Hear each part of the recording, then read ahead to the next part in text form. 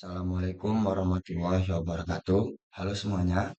Di sini kami dari kelompok komputer Trum yang beranggotakan saya sendiri, Fikri Abdiazaki, dan yang kedua ada Adifta Jibran Muzaki Khan, dan yang terakhir ada Ade Andreas Sinabariba yang akan membawakan materi serta menjelaskan materi tentang pengolahan citra pada sapi berdasarkan warna.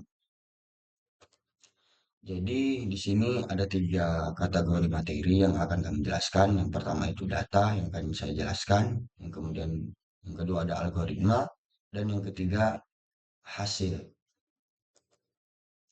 Jadi di sini ada 5 data yang kami gunakan atau 5 kelas yang kami gunakan. Kami di sini mengambil sampel data yaitu jenis-jenis sapi ataupun jenis warna dari sapi. Yang pertama ada Brahman, yang kedua ada Rambon, ketiga ada Brangos, yang keempat ada Simental, dan yang kelima ada Bali. Nah, di sini yang pertama yang ingin saya jelaskan yaitu sapi jenis Brahman. Sapi Brahman adalah keturunan sapi Zebu. Aslinya berasal dari India, kemudian masuk ke Amerika Serikat pada tahun 1849. Berkembang pesat di Amerika, di EIS atau United States Amerika. Sapi Brahman dikembangkan untuk diseleksi dan ditingkatkan mutu genetiknya. Setelah berbagai hasil, jenis sapi ini diekspor ke berbagai negara. Jenis sapi ini umumnya memiliki warna putih di seluruh tubuhnya. Kemudian ada Rambon. Sapi Rambon adalah sapi lokal yang berasal dari Banyuwangi dan merupakan hasil persilangan dari beberapa jenis sapi seperti sapi PO, sapi Bali, dan sapi Madura. Sapi ini umumnya memiliki warna kemerahan. Dan yang ketiga ada Brangos. Sapi Brangos merupakan persilangan sapi betina Brahman atau Bos Indicus dan pejantan Aberdeen Angus atau Bos Taurus. Sapi Brangos berasal dari Oklahoma, Amerika Serikat. Ciri khasnya adalah warna hitam dengan tanduk kecil. Sifat Brahman yang diwarisi Brangos adalah adanya punuk, tahan udara panas, serta tahan gigitan serangga dan juga mudah menyesuaikan diri dengan pakan yang mutunya kurang baik. Sedangkan sapi Aberdeen Angus yang diturunkan produktivitas dagingnya tinggi dan persentase karkasnya tinggi. Kemudian ada Simmental. Simmental atau Swiss Flakefish adalah salah satu ras sapi. Ras ini mengambil nama Simmental, nama sebuah lembah dan dari sungai Sime di Bernese Oberland, Kanton Bern, Swiss. Simmental memiliki warna bulu kemerahan dengan corak yang warna putih dan diternakkan untuk diambil susu dan dagingnya. Dan yang terakhir ada sapi Bali. Sapi Bali atau nama ilmiah Bos javanicus domesticus adalah jenis sapi peliharaan yang merupakan bentuk domestik dari banteng atau Bos javanicus. Sapi Bali dimanfaatkan sebagai sapi potong untuk diambil dagingnya dan sapi pekerja untuk memajak sawah. Mereka diperkirakan berasal dari Pulau Bali. Dibandingkan dengan banteng, sapi Bali berukuran lebih kecil, menunjukkan dimorfisme seksual yang kurang jelas. Memiliki tanduk yang lebih kecil dan witter atau tonjolan di sekitar tulang belikat. Yang kurang berkembang, sapi Bali memiliki warna kulit coklat kehitam-hitaman. Selanjutnya saya akan menjelaskan algoritma yang kami pakai. Kami memakai algoritma naive Bayes dengan ekstraksi fitur local binary pattern. Algoritma naive Bayes adalah algoritma klasifikasi berbasis probabilistik yang sangat populer dalam machine learning. Algoritma ini didasarkan pada teorema Bayes dengan asumsi adanya independensi atau ketidakbergantungan antara antar fitur. Kelebihan algoritma naive Bayes antara lain mudah diimplementasikan dan cepat dalam komputasi, cocok untuk dataset yang besar, dan efektif pada masalah klasifikasi sederhana. Langkah-langkah kerja naive Bayes yang pertama, menghitung nilai probabilitas prior. Probabilitas dasar untuk setiap kelas dihitung dari data training. Misalnya, jika 30% dari semua gambar adalah sapi Bali, maka probabilitas prior untuk kelas Bali adalah 0,3. Jadi dibagi 100 ya. Yang kedua, menghitung likelihood. Menghitung seberapa besar kemungkinan fitur yang diamati muncul di setiap kelas. Likelihood ini dihitung menggunakan histogram dan fitur yang diekstrak yaitu misalnya histogram LBP atau Local Binary Pattern. Yang ketiga, mengkombinasikan probabilitas. Probabilitas total dihitung dengan mengkombinasikan probabilitas prior dan likelihood. Naive-Bayes mengasumsikan bahwa setiap fitur independen satu sama lain, sehingga total probabilitas adalah produk dari semua probabilitas fitur. Selanjutnya, langkah terakhir menentukan kelas dengan probabilitas tertinggi. Kelas dengan probabilitas tertinggi adalah hasil prediksi model. Ini berarti model memilih kelas dengan nilai probabilitas maksimum sebagai prediksi.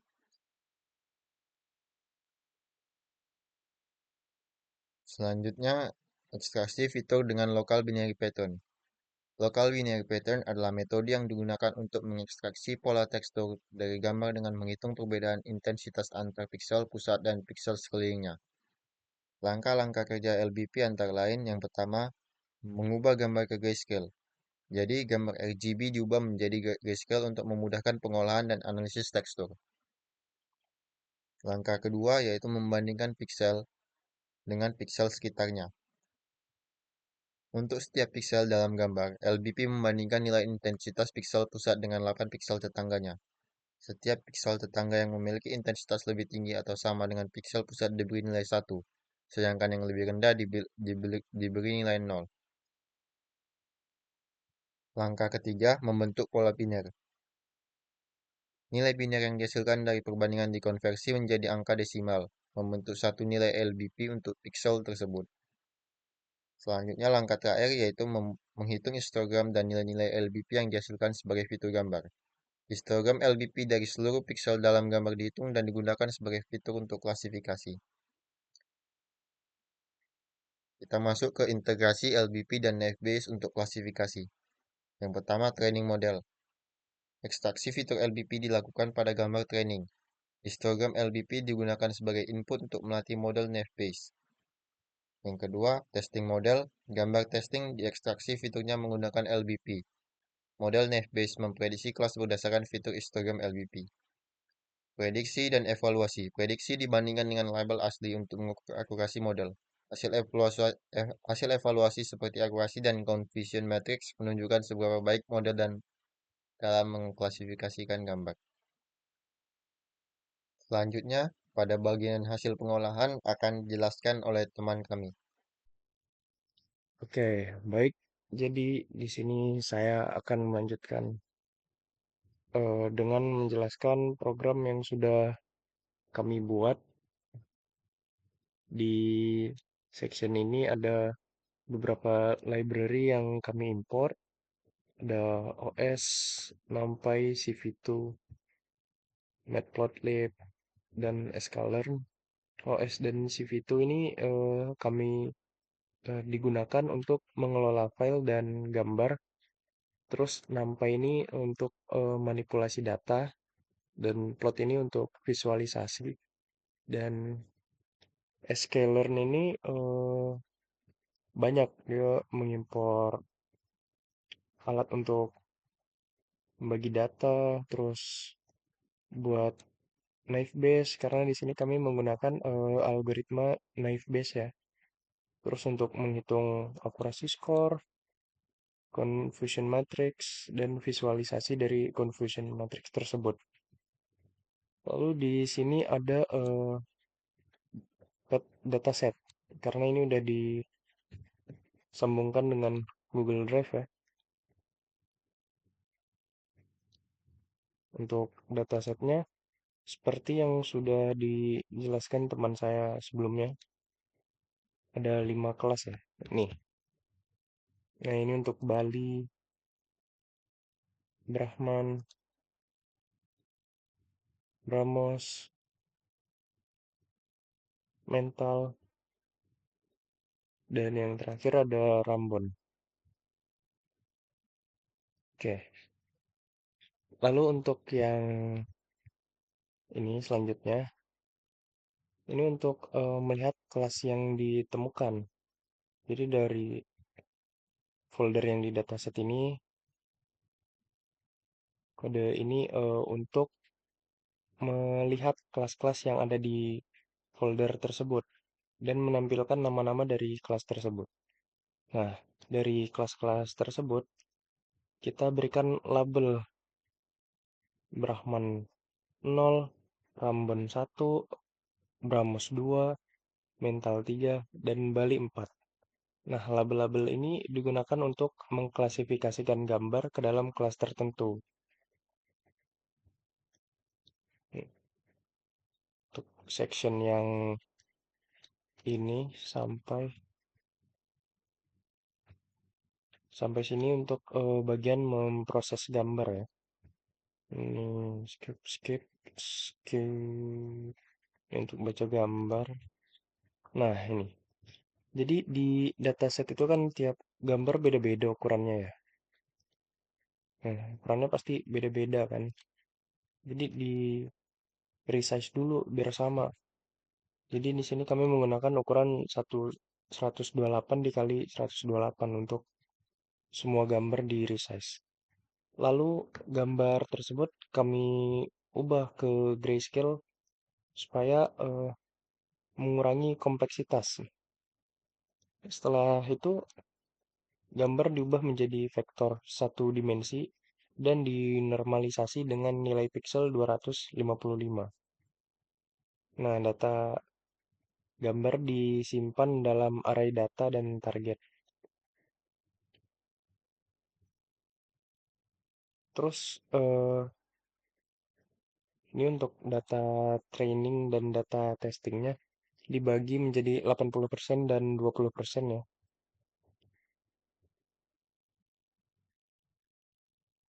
Terus di sini kami inisialisasi si naive base-nya, terus dilatih dengan menggunakan data latih tadi, data training, lalu dilakukanlah prediksi dengan data testing. Nah, ini untuk menghitung skor akurasinya. Ini akurasinya dihitung dengan membandingkan hasil prediksi dengan nilai yang benar dari data uji. Nah, terus langsung ke visualisasi confusion matrix-nya.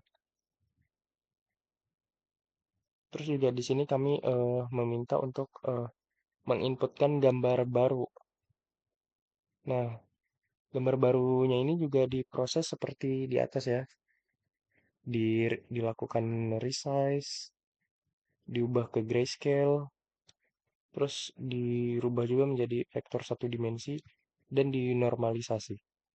Baru dilakukanlah prediksi dengan naive Bayes tadi. Langsung saja kita coba run.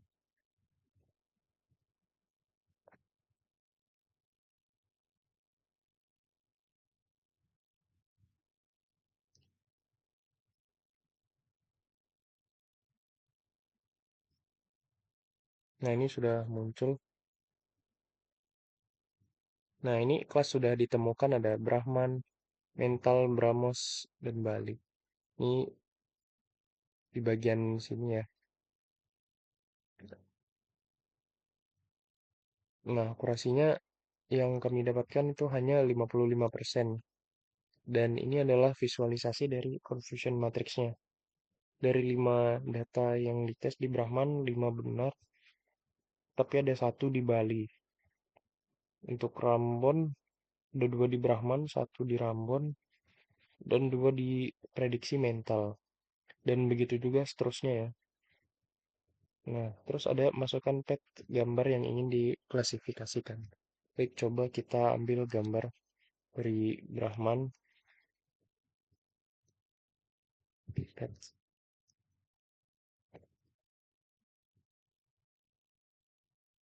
Nah, prediksi Brahman. Jadi si mesin akan melakukan prediksi dari si gambar. Nah, ini kan gambar yang udah ada di dataset tadi. Bagaimana kalau datanya dari luar? Oke, kita coba ya. Aduh,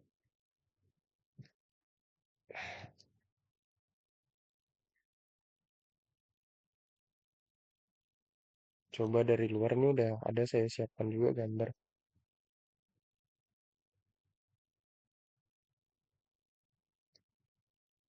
Coba kita run lagi.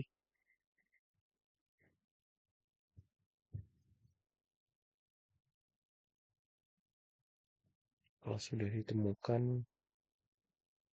agak lama ya.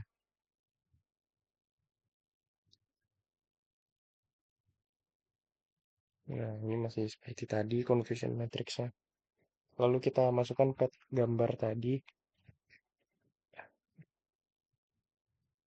dan ternyata prediksinya benar ya. Sapi putih ini sapi Brahman. Ini tadi saya dapatkan di sini. Aduh, lama lagi.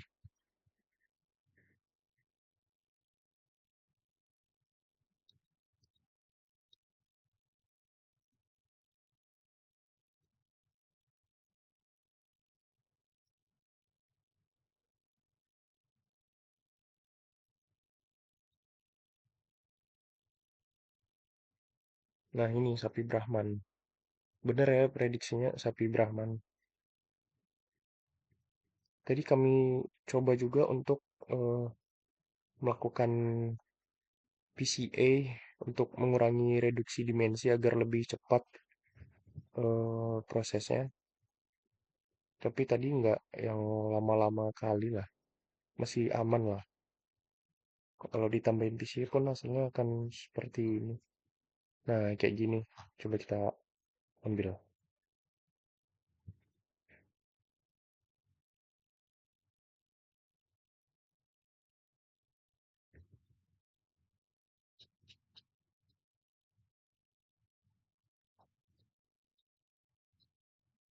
Eh,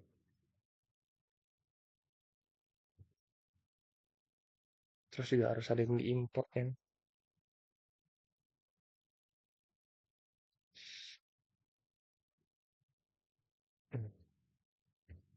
PCA ini untuk mengurangi reduksi dimensi aja sih sebenarnya.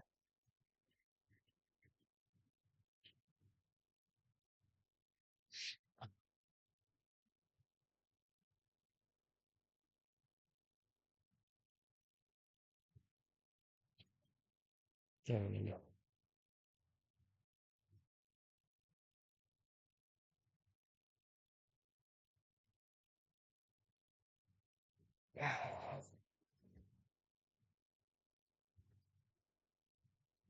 Sebenarnya PCA ini opsional ya. Karena enggak terlalu penting dalam ini klasifikasi sapi berdasarkan warna ini. Coba kita run ya. Sama aja apa beda? Sama aja pun nggak jauh beda kan.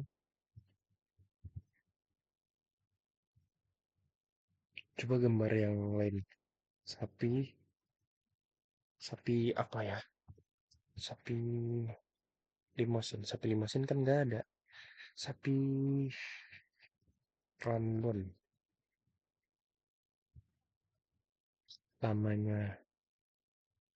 Tunggu ya. Sapi Rambon, sapi Rambon. Ada nggak ya? Ih, download. Oh, itu ada Rambon 9.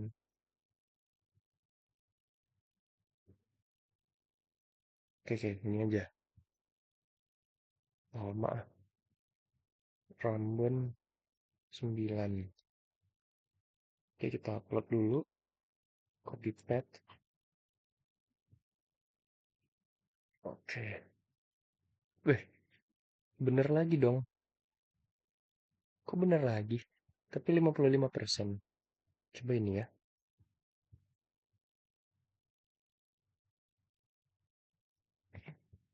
Mau nggak dia?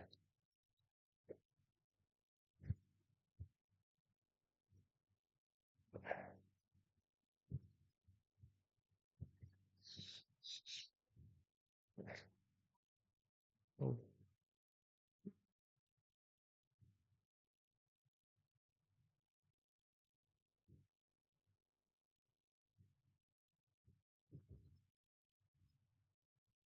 Rambon juga kan tadi. Oh, ini dia akhirnya salah. Karena cuma 55% kan. Akhirnya ada salah juga. Kalau bener-bener terus 100% dong. Oke, baiklah. Saya rasa itu saja. Lebih dan kurang saya mohon maaf. Jika ada kritik dan saran bisa disampaikan di kolom komentar. Sekian, terima kasih. Saya akhiri. Assalamualaikum warahmatullahi wabarakatuh.